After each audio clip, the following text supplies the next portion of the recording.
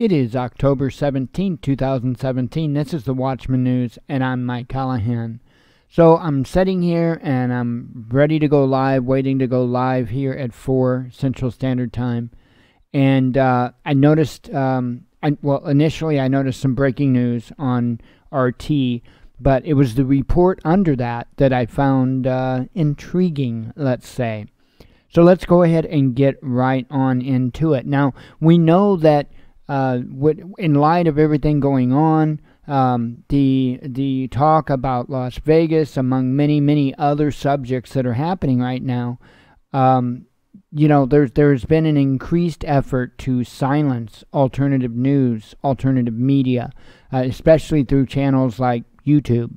Well, it would seem that Google is going to step up and protect journalists. Now, I'm sure it's certain journalists, so let's go ahead and take a look at the report here as it is. Google enhances security for government officials, political activists, and journalists. Let's go ahead and dig on to the report here. The giant search engine has introduced a set of its strongest defense features designed to protect the Google accounts of users most vulnerable to hacking attacks, such as journalists, business leaders, and political campaign teams. See? So it's only certain ones. They're choosing who they're going to protect, right? The rest of us, they'll probably throw to the wolves, but we know that. On Tuesday, Google Incorporated announced the launch of the Advanced Protection Program, tailored specifically for users at particularly high risk of targeted online attacks who are willing to trade a bit of convenience for more protection. You get that?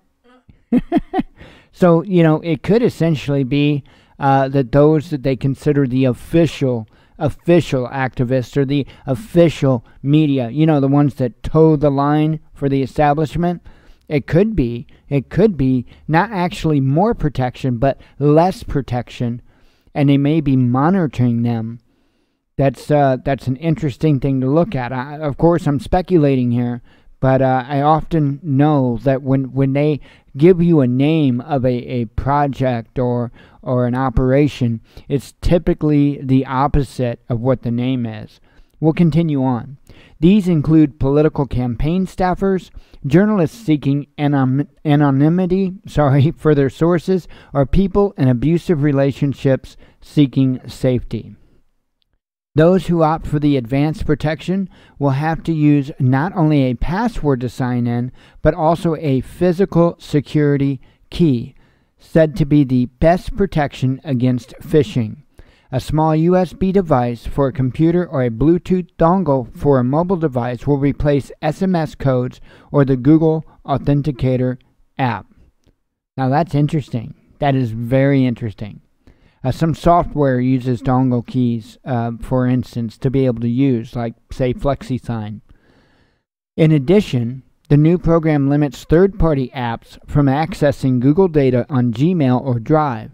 Another tool sees additional verification steps, which will take days to recover access to a user's account to prevent hackers pretending they've been locked out. Earlier this month, the Washington Post claimed that Russian operatives had exploited the tech giant's platforms to meddle in the 2016 U.S. presidential election. The claim has not been confirmed by the tech firm, which has said it's looking into the issue. While the U.S. probe into the Kremlin's suspected meddling in the presidential election has dragged on for almost a year, Moscow has repeatedly denied allegations it hacked and leaked emails of Democratic Party staff, including the Gmail account of Hillary Clinton's campaign chairman, John Podesta. The emails that they still won't recognize, even though, obviously, clearly, even seeing it here, it's most definitely the real deal. Russian Foreign Ministry Sergei Lavrov once again said on Tuesday that not a single piece of factual evidence has been leaked to the media during this period, and he described the claims as part of U.S. political infighting. And that's what it is, folks. That's what it is.